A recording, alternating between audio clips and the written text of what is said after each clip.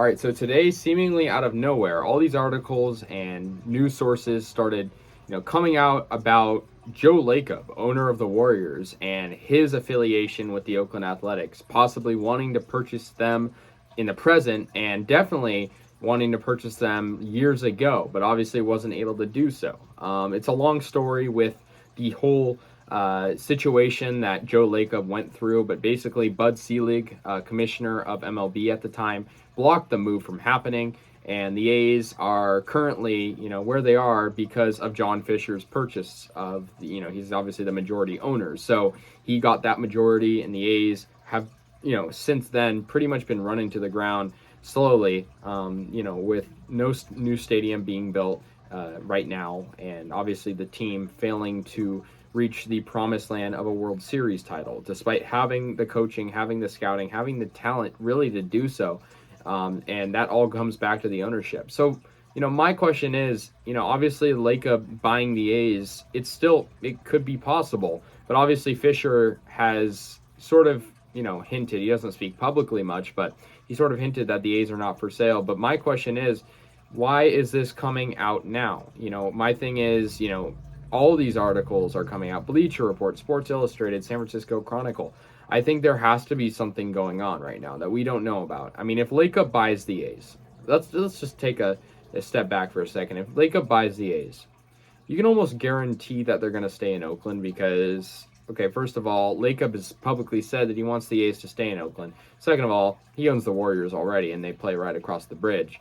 So that wouldn't be a problem. And also, I think the A's overall would just be a, powerhouse team, right? If they were able to make the playoffs fairly consistency over, under John Fisher, not really win much in the playoffs, but at least make it with the talent that the A's produce from their minor league and draft system. I think with, Joe Lacob's intelligence with finding general managers, I mean, look at Bob Myers. He, came out, during obviously Joe Lacob's tenure, right? I mean, he is an amazing general manager of the Warriors, and Lacob had the intelligence to find him and eventually find these players.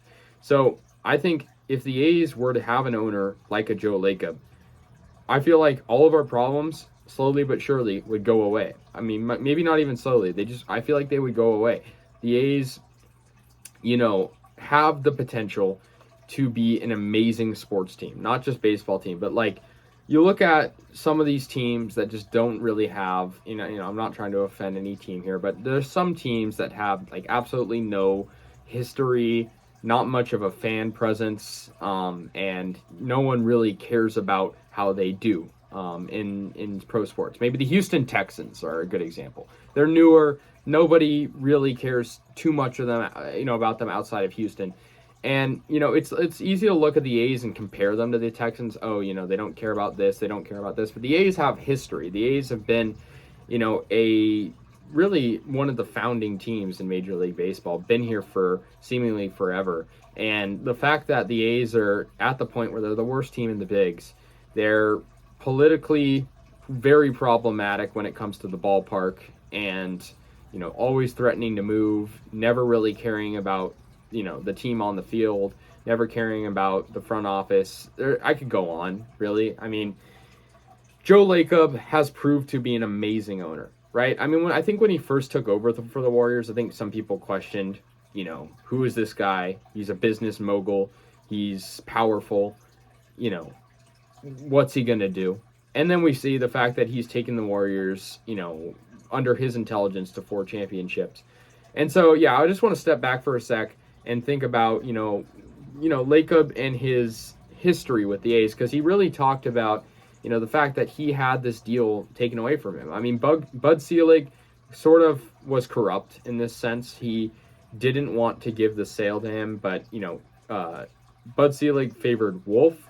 Lou Wolf obviously was a big-time owner at the time. He eventually sold his portion to Fisher and his family, but that's a different story. So Fisher obviously is the majority owner now. Wolf, was off, pretty much as bad as John Fisher in that sense. But, another thing is, I believe Joe Lacob also mentioned that way back in the day, him and John Fisher had an agreement to be partners in ownership, and Fisher declined. And so I don't know what it is with Fisher. Does he just not, I also don't understand one other thing. If Fisher wants to sell the A's, why wouldn't he sell them when their value is more at its peak, right? I mean, the A's, they're valued at about $1 billion. But I'm sure after what's going on right now, their value is probably dipped a little bit, if not a lot, right? Based on the fact that the stadium has gotten so much worse from 2021 to 2022. I can't stress that enough. And the fact that nobody really shows up anymore. And so that's a question I have, but I also think John Fisher isn't a very smart businessman. He doesn't care to develop the A's. He doesn't care to take them further. He just simply cares to own them. And what I mean by that is he doesn't care if they, if they're terrible. He doesn't care if the minor league system is being paid pennies on the dollar. All he cares is that he owns them and he's getting his paycheck every month, which he writes for himself because he doesn't pay for the payroll.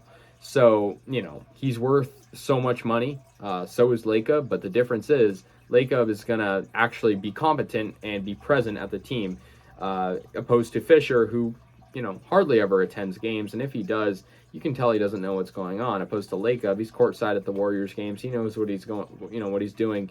And it's just, a big difference in competence. So yeah, guys, that's my thoughts on it. I mean, to Joe Lacob, please buy the A's. For everyone's, well-being at this point, please buy the A's. And if you're going to do it, do everything that, John Fisher didn't do, essentially. Do the opposite. Keep the A's in Oakland for years to come and build a team that, not only is homegrown and will have players like a Matt Chapman, like a Matt Olson, like a Liam Hendricks, but those guys will stay with us for the entirety of their career and be able to hoist World Series trophies in Oakland. That's our goal, and it's always been the goal, but it's really not the same goal as the ownership. The ownership and the fans and players are not on the same wavelength anymore, and that's a problem. So anyways, guys, let me know your guys' thoughts. I'll see you guys later, and yeah, go A's.